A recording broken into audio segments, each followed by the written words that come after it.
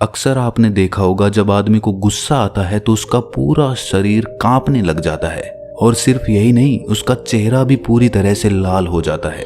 गुस्सा हम करते तो दूसरों पे हैं, लेकिन उसमें जलना हमें ही पड़ता है। हमारे शरीर की एक बहुत बड़ी ऊर्जा उस गुस्से की वजह से खत्म हो जाती है।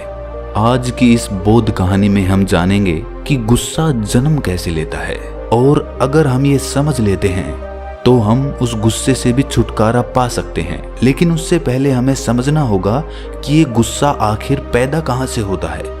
इससे पहले कि आप इस कहानी में खो जाएं, इस चैनल को सब्सक्राइब जरूर कर लें। तो चलिए कहानी शुरू करते हैं। बात उस वक्त की है जब आत्मज्ञान प्राप्त करने के बाद महात्मा बुद्ध अपने ज्ञान का प्रचार प्रसार पूरी दुनिया में फैला रहे थे।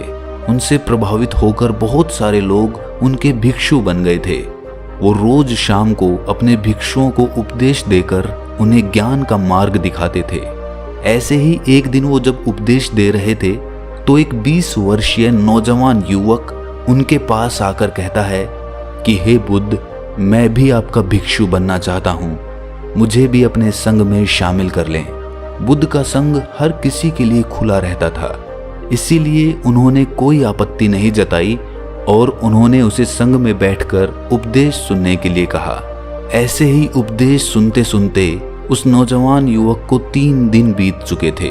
वो रोज उपदेश सुनने आता और जो भी सवाल उसके मन में उठता वो महात्मा बुद्ध से उसका निवारण करवा लेता।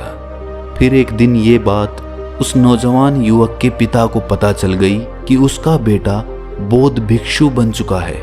अब कोई पिता नहीं चाहता कि उसका बेटा एक भिक्षु बन जाए, और वो भी इतनी कम उम्र में। हर पिता चाहता है कि उसका बेटा कोई अच्छा काम करे और उसका नाम रोशन करे।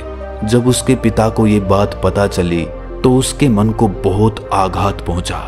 उसे पीड़ा के साथ साथ महात्मा बुद्ध पर बहुत गुस्सा आया। उसने मन ही मन सोचा कि महात्मा बुद्ध नगर के युवाओं को एक गलत राह दिखा रहे हैं। जिस उम्र में उन्हें पढ़ लिख कर कोई अच्छा काम करना चाहिए, अपने परिवार का नाम रोशन करना चाहिए, उस उम्र में वो युवाओं को भिक्षु बना रहे हैं। इसी तरह के विचार लेकर वो महात्मा बुद्ध के पास पहुंच गया। उस वक्त महात्मा बुद्ध अपने भिक्षुओं को उपदेश दे रहे थे कि तभी उस नौजवान के पिता उस सभा में पहुंच जाते हैं। वो पहले से ही गुस्से में थे और महात्मा बुद्ध को देखकर वो और ज्यादा गुस्से में आ जाते हैं। वो उपदेश खत्म होने का भी इंतजार नहीं करता और वहीं पर सभी भिक्षुओं के सामने महात्मा बुद्ध को बहुत भला बुरा कहने लगता है। वो कहता है कि तुम्हारे जैसे लोगों की वजह से ही हमारा देश आगे नहीं बढ़ पा रहा है। तुम्हारे जैसे लोग नौजवान युवाओं को गलत राह पर लाकर उनकी जिंदगी बर्बाद कर रहे हैं। खुद तो तुम जीवन में कुछ कर नहीं सके और अब इन युवाओं को भी बर्बाद करने पे तुले हो।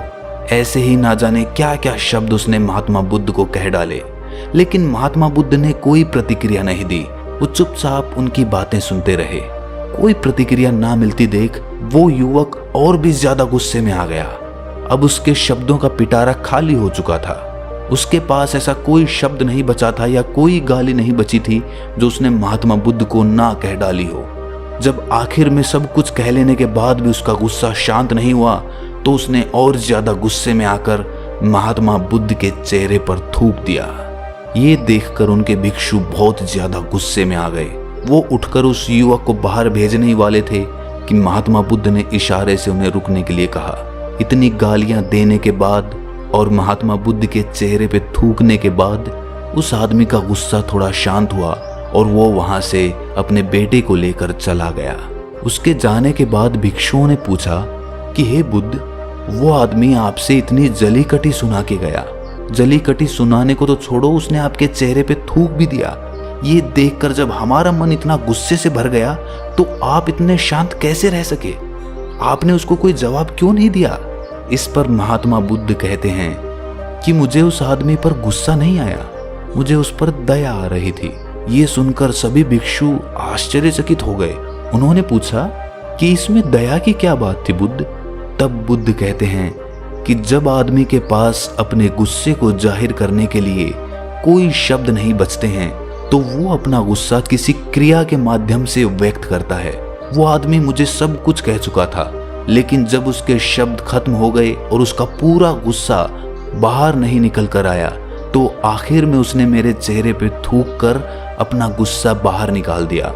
उस आदमी का गुस्सा इस थूकने की क्रिया से ही खत्म हो सकता था। शब्दों के माध्यम से उसका गुस्सा कभी पूरी तरह से खत्म नहीं होता, क्योंकि शब्दों की अपनी कुछ खामियां होती हैं। शब्द पूर्ण रूप से आदमी के भाव उजागर नहीं कर सकते, लेकिन कोई क्रिया करने से उस आदमी के भाव पूरी तरह से उजागर हो जाते हैं।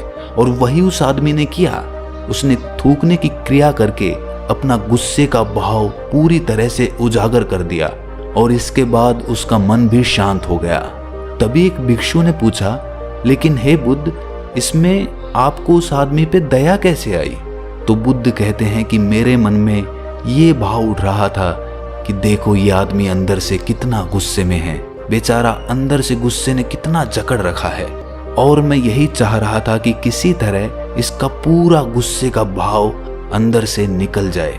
ये सुनने के बाद बौद्ध भिक्षु कहता है कि हे बुद्ध, मैं आपकी बात पूरी तरह से समझ नहीं पाया। इस पर बुद्ध कहते हैं कि तुम जल्द ही समझ जाओगे। ऐसे ही 3 दिन और बीत गए थे। अब 3 दिनों के अंतराल में उस युवक के पिता का मन पूरी तरह से शांत हो चुका था, और अब उसे अपनी गलती का एहसास होने लगा था। उसने सोचा कि मैंने गुस्से में बहुत ज्यादा अति कर दी। मैं गुस्से में इतना अंधा हो गया कि मैंने बुद्ध के चेहरे पर सबके सामने थूक दिया। अपनी इस गलती का एहसास करके उसका मन पश्चाताप से भर गया, और इस पश्चाताप से भरे हुए वो 3 दिनों के बाद फिर से उस सभा में पहुंच जाता है और हाथ जोड़कर बुद्ध से माफी मांगता है। उसके मन में माफी का भाव इतना ज्यादा उमड़ रहा था कि जब शब्द कम पड़ गए माफी मांगने के लिए, तो वो आदमी महात्मा बुद्ध के चरणों में गिर पड़ा।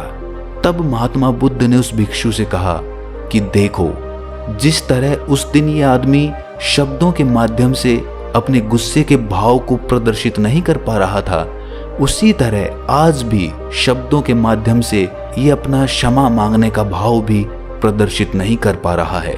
इसीलिए ये चरण पकड़कर अपने भाव व्यक्त कर रहा है। ये दृश्य देखकर वो भिक्षु समझ गया कि कोई भी भाव जब अपनी अति में होता है तो वो शब्दों से व्यक्त नहीं किया जा सकता, वो क्रिया के माध्यम से ही व्यक्त होता है। इसीलिए श्रोताओं, अगर कोई आदमी बहुत ज्यादा गुस्से में हो और गुस्से में वो किसी को चोट पहुंचा दे, तो ये समझ लेना आवश्यक होता है कि ये गुस्से का भाव शब्दों के माध्यम से व्यक्त नहीं हो सकता था। बहुत बार ऐसा होता है कि हमारी माँ या हमारे पिता हमें गुस्से में थप्पड़ तक मार देते हैं, और हम ये सोचकर दुखी हो जाते हैं कि हमारे पिता ने हमें थप्पड़ मार दिया। लेकिन सोचने की बात यह है कि उनका जो भाव था वो और किसी तरह से व्यक्त ही नहीं हो सकता था। अगर एक भी श्रोता हमारी इस कहानी के मर्म को समझ लेता है, तो ये कहानी सुनाने का हमारा मकसद पूरा हो जाएगा। अगर ये कहानी अच्छी लगी तो इस चैनल को सब्सक्राइब जरूर कर लें। तो मिलते हैं अगली किसी कहानी में, तब तक के लिए अपना ख्याल रखें।